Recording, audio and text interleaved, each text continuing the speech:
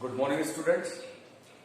इससे पहले जो आपका क्लास लिया था मैंने, उसका टॉपिक था लाइट। लाइट में मैंने आपको बताया थी, कुछ बातें बताई थी, दोबारा से याद दिलाता हूँ। Light is a form of energy. Light energy का फॉर्म है। It always travels in a straight path. Light हमेशा स्ट्रेट पाथ पे ट्रैवल करती है। The property of light which tells that the light travels in a straight path is called rectilinear propagation of light. Light straight path पे travel करती है, इसकी ये property rectilinear propagation of light कहलाती है। Light always travels along a straight path, and the property of light which tells that light travels along a straight path is called rectilinear propagation of light. उसके बाद मैंने आपको बताए थे कि sources of light में there are two sources of light, that is luminous and non-luminous sources of light. Luminous sources are those which emits light of their own, जिनकी खुद की रोशनी होती है, जो अपने अंदर से लाइट निकालते हैं, वो luminous objects कहलाते हैं। Non-luminous objects are those that does not emit light of their own. Non-luminous objects वो होते हैं जिनके अंदर से लाइट नहीं निकलती है, ठीक है। और non-luminous को हम luminous के हेल्प से देख पाते हैं, क्योंकि luminous में से लाइट निकलती है, वो पड़ती है non-luminous objects पे। तो non-luminous जो हमें दिखाई देते हैं वो किसकी लाइट में दिखाई देते हैं? luminous की। उसके बाद आपका एक टॉपिक था जिसमें मैंने आपको बताया था transparent sources, translucent and opaque. तो transparent sources of light are those through which light can pass, जिसमें से लाइट पास कर जाएगी वो ट्रांसपेरेंट कहलाते हैं। जस्ट लाइक ग्लास हो गया, वाटर हो गया। लाइट एक तरफ से दूसरी तरफ चली जाए तो उसको ट्रांसपेरेंट बोलते हैं।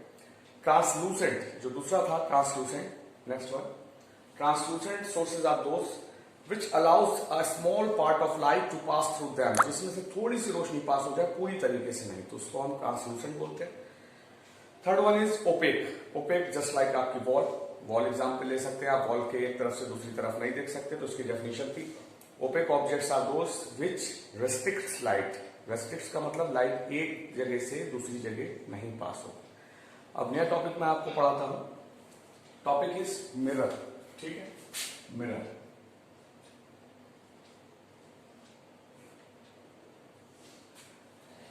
a mirror is a smooth polished surface which reflects light. A mirror is a smooth का मतलब चिकना, पॉलिश होगी एक तरफ से surface, which emits light. Mirror जो होता है वो एक स्मूथ पॉलिश सरफेस होता है जिस पे लाइट टकरा के वापस आती है। फॉर एग्जाम्पल आपके यहाँ ड्रेसिंग टेबल पे मिरर होगा लगा हुआ। मिरर में एक तरफ से आपको अपनी शक्ल दिखाई देती है आपको अपनी शक्ल, इमेज दिखाई देती है आपको, और जो मिरर का पीछे का पोर्शन होता है वो पॉलिश किया जाता है, पॉलिश होता है। तो लाइट जो होती है टकराती है, टकरा के वापस आती है।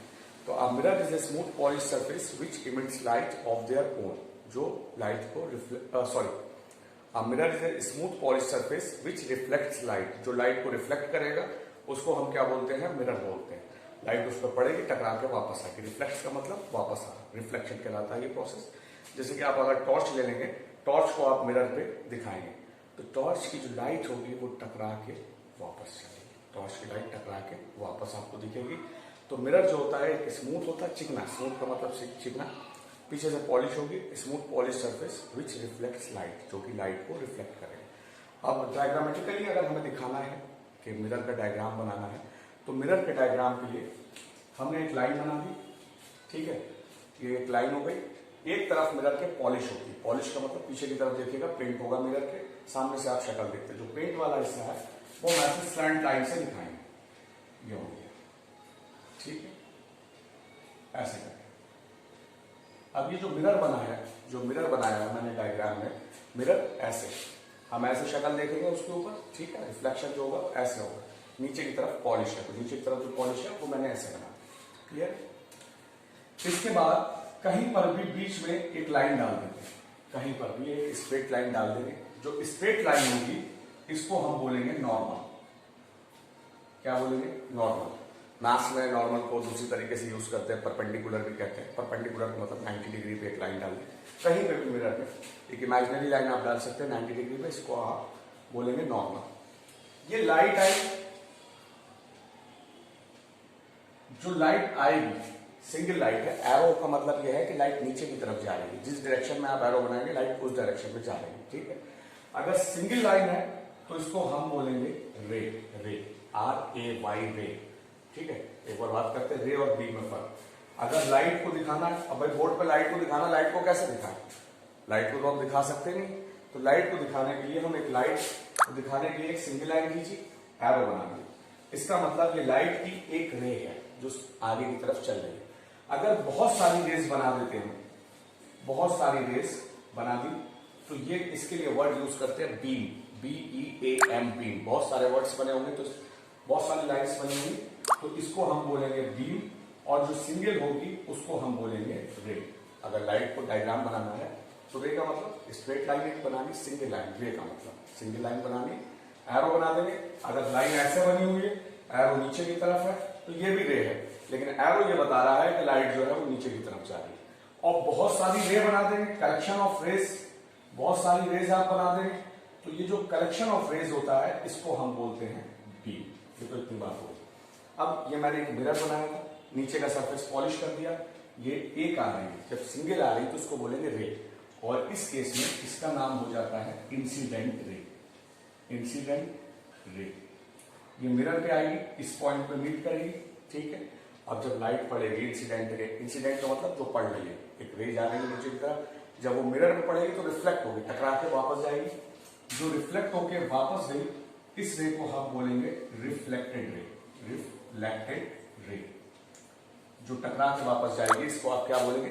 Reflected ray. पहले मैंने एक मिरर बना दिया, ठीक है, मिरर के नीचे पॉलिश कर दी, भाई मिरर था तो एक सरफेस पॉलिश होता है, नीचे वाला पॉलिश कर दिया, ठीक। एक रे आई, उस रे को हमने क्या नाम दिया? इंसिडेंट रे, जो मिरर की तरफ जा रही थी। फिर रिफ्लेक्शन हुआ, रे टकरा के वापस गई, टकरा के वापस गई, उस रे को क्या नाम दिया? Reflected ray. ये incident ray, normal, reflected ray जहां पर मीट करती हैं, इस पॉइंट को हम बोलते हैं point of incidence. Point of incidence, point of incidence इसको बोलेंगे, ठीक है, पॉइंट ऑफ इंसिडेंस। अब ये इंसिडेंट रे, ये नॉर्मल है। इंसिडेंट रे जो नॉर्मल से एंगल फॉर्म करेगी, the angle formed between incident ray and normal, the angle formed between incident ray and normal is denoted by small I।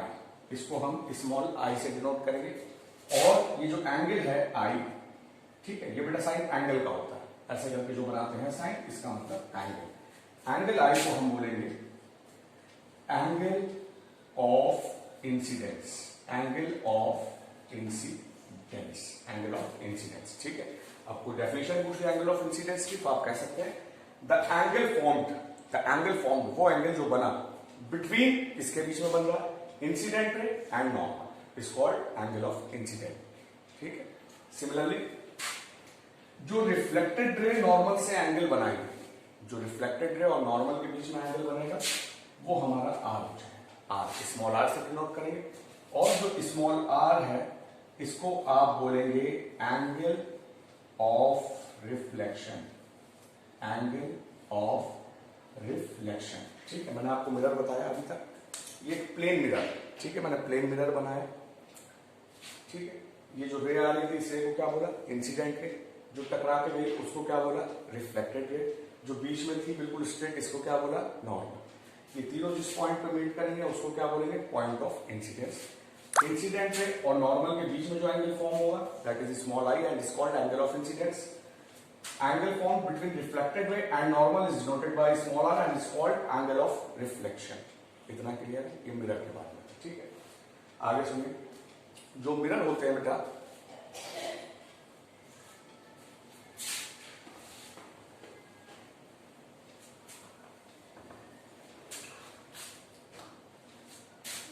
Mirrors are of two types. Mirrors are of two types. Mirror दो तरीके के होंगे। एक तो आपका simply हो जाएगा plane mirror, plane mirror, जो कि आपने जनरली देखा होगा, आपकी ड्रेसिंग टेबल में लगा होता है प्लेन मिरर, ठीक है। दूसरा जो मिरर आता है, इसको आप स्फेरिकल मिरर बोलेंगे, स्फेरिकल मिरर्स, ठीक है। इसका बेहतर नाम स्फेरिकल है। वैसे बुक में आपकी शायद कर्व्ड मिरर लिखा हो, ये भी हो सकता है आपकी बुक में कर्व्ड मिरर लिखा हो, तो स्फेरिकल मिरर, और मैं लिख देता हूं कर्व्ड मिरर, ठीक है। स्फेरिकल मिरर या कर्व्ड मिरर, मैं स्फेरिकल बोलता हूं, हायर क्लासेस में स्फेरिकल पढ़ाया जाता है। ये स्फेरिकल मिरर टू टाइप्स का होगा। Spherical mirrors are of two types. First one is concave mirror, concave mirror and the another one is convex mirror. Convex mirror. ठीक है, टॉपिक हमारा था मिरर. फिर से बात करते हैं. मिरर में मैंने आपको बताया mirror is divided into two parts. First one is plane mirror, another one is spherical mirror. Spherical mirror further divided into two parts. Spherical mirror फिर दो पार्ट्स में डिवाइड होते हैं. वीडियो थोड़ा सा पॉज हो गया था, फिर से बता देता हूं. कॉल आ गई. Mirrors are of two types, plane mirror, spherical mirror. Spherical mirrors दो तरीके के होंगे, एक होगा कॉनकेव मिरर, एक होगा कॉन्वेक्स मिरर. ठीक है, मुझे इतना ही पढ़ाना है आज. इसके बाद बात करते हैं. Thank you.